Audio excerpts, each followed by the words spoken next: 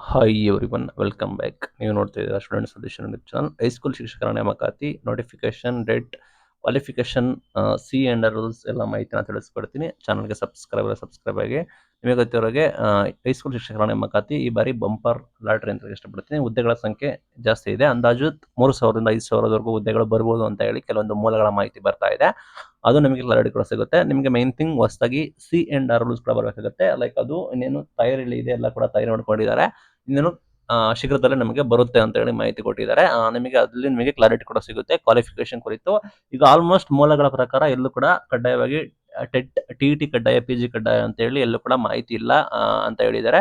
Plus ಇಲಾಖೆಗೆ ಸಾಕಷ್ಟು ಆಕಾಂಕ್ಷಿಗಳು ಭೇಟಿ ನೀಡಿದ್ದಾರೆ. ಅಲ್ಲೂ ಕೂಡ ಮಾಹಿತಿಯನ್ನು ಕೊಟ್ಟಿದ್ದಾರೆ. ಇಲ್ಲ, ಆ ರೀತಿ ಯಾವುದೇ ರೀತಿ ಡಿಸಿಷನ್ ತೆಗೆದುಕೊಂಡಿಲ್ಲ ಅಂತ ಹೇಳಿ. ಟಿಇಟಿಗೆ PG ಹೈಸ್ಕೂಲ್ ಶಿಕ್ಷಕರ ನೇಮಕಾತಿಗೆ ಟಿ PGನ ಕಡ್ಡಾಯ ಮಾಡೋ ಕುರಿತು ಯಾವುದೇ ರೀತಿ ನಾವು ಡಿಸಿಷನ್ ತೆಗೆದುಕೊಂಡಿಲ್ಲ ಅಂತ ಹೇಳಿ ಶಿಕ್ಷಣ ಇಲಾಖೆ ಕಡೆಯಿಂದ ನಿಮಗೆ ಆಲ್ರೆಡಿ ಮಾಹಿತಿ ನಿಮ್ಗೆ ಗೊತ್ತಿತ್ತು, ನೀವು ಗಮನಿಸಿದ್ರೆ ಅನ್ಕೋತೀನಿ.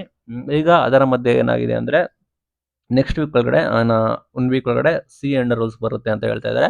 ಒಳ್ಳೆ ನೋಟಿಫಿಕೇಶನ್ ಮುಂಚೆ ಸಿ ಆ್ಯಂಡ್ ರೂಲ್ಸ್ ಕೊಡಬೇಕಾಗುತ್ತೆ. ಅಲ್ಲಿ ನಿಮಗೆ ಅಂತಿಮವಾಗಿ ಒಂದು ಕ್ಲಾರಿಟಿ ಕೂಡ ಸಿಗುತ್ತೆ. ಮುಂದಿನ ವಾರ ನೋಟಿಫಿಕೇಶನ್ ಆಗೋ ಸಾಧ್ಯತೆ ಕೂಡ ಇದೆ. 15,000 ಶಿಕ್ಷಕರ ನೇಮಕಾತಿ ಅಂತ ಹೇಳ್ತಾರೆ. ಅದರಲ್ಲಿ HST ಪ್ರಮುಖವಾಗಿರುತ್ತೆ.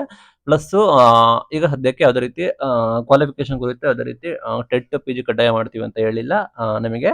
ಬಟ್ ಇಲ್ಲಿ ಮೈನ್ ಥಿಂಗ್ ಶಾಲಾ ಶಿಕ್ಷಣ ಇಲಾಖೆ ಆಯುಕ್ತರು, ಮಾನ್ಯ ಆಯುಕ್ತರು ಏನಿದ್ದಾರೆ ಅವರು ಹೆಚ್ಚು ಕ್ವಾಂಟಿಟಿಗಿಂತ ಕ್ವಾಲಿಫೈಡ್ ಟೀಚರ್ಸ್ಗಳನ್ನ ಬೇಕು ನನಗೆ ಅಂತೇಳಿ ಒಂದು ಹೇಳಿಕೆಯನ್ನು ಕೊಟ್ಟಿದ್ದಾರಂತೆ ಅಂತ ಬಂತು. ಬಟ್ ನೋಡೋಣ ಅವ್ರು ಡಿಸಿಷನ್ ತೆಗೆದುಕೊಳ್ಳೋದು. ಸದ್ಯಕ್ಕೆ ಯಾವುದೇ ರೀತಿ ಮಾಹಿತಿ ಇಲ್ಲ. ಪ್ಲಸ್ HST ಗೆ ಈ ಹಿಂದೆ ಹೇಗಿತ್ತು, ಡಿಗ್ರಿ B.Ed ಇರೋರು ನೀವು ಆರಾಮಾಗಿ ಟ್ರೈ ಕೂಡ ಮಾಡ್ಬೋದು. HST ಗೆ ಒಂದು ಒಳ್ಳೆ ಆಪ್ಷನ್ಸ್ ಕೂಡ ಇದೆ, ಟ್ರೈ ಮಾಡ್ಬೋದು. ಸುಲಭವಾಗಿ ಮಾಡ್ಬೋದು. ಪ್ಲಸ್ ಇಷ್ಟು ವರ್ಷದ ನೇಮಕಾತಿ ಆಗ್ತಾ ಇಲ್ಲ ಅಂತ ಹೇಳ್ತಾ ಇದ್ರಿ. ಈಗ ಎಷ್ಟು ಟೀಚರ್ಸ್ಗಳ ನೇಮಕಾತಿ ಮಾಡ್ತಾ ಇದ್ದಾರೆ. ಪ್ಲಸ್ ಕಾಯಂ ಶಿಕ್ಷಕರ ನೇಮಕಾತಿ ಕೂಡ ಮಾಡ್ತಾ ಇದ್ದಾರೆ. ಹಾಗಾಗಿ ನಿಮಗೆ ಬಂಪರ್ ಲಾಟ್ರಿ ಆಗ್ಬೋದು. ಇನ್ನು ಕ್ವಾಲಿಫಿಕೇಶನ್ ಕುರಿತು ನಿಮಗೆ ಈಗ ಯಾವುದೇ ರೀತಿ ಕನ್ಫರ್ಮೇಶನ್ ಇಲ್ಲ, ಸದ್ಯಕ್ಕೆ ಇಲ್ಲ ಅಂತೇಳಿ ಮೂಲಗಳ ಮಾಹಿತಿ ಬರ್ತಾ ಇದೆ. ನಿಮಗೆ 100% ನೋಟಿಫಿಕೇಶನ್ ಆದ ನಂತರ ನಿಮಗೆ ಕ್ಲಾರಿಟಿ ಕೂಡ ಸಿಗುತ್ತೆ. ಇನ್ನು ಸಿ ಆ್ಯಂಡ್ ರೂಲ್ಸ್ ಬಂದ್ಬಿಟ್ಟು 1 ವೀಕ್ ಒಳಗಡೆ ಬರ್ಬೋದು ಅಂತ ಹೇಳ್ತಾ ಇದ್ದಾರೆ.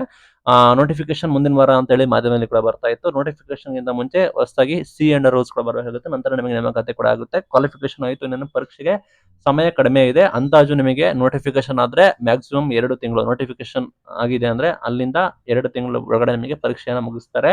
4 ತಿಂಗಳು 4 ಮಂತ್ಸ್ 4 ತಿಂಗಳೊಳಗಡೆ ಎಲ್ಲಾ ಪ್ರೊಸೆಸ್ಗಳನ್ನ ಕಂಪ್ಲೀಟ್ ಮಾಡ್ತೀವಿ ಅಂತ ಹೇಳಿ ಸರ್ಕಾರ ಘೋಷಣೆ ಕೂಡ ಮಾಡಿದೆ. ಹಾಗೆ ಅಲರ್ಟ್ ಆಗಿರಿ.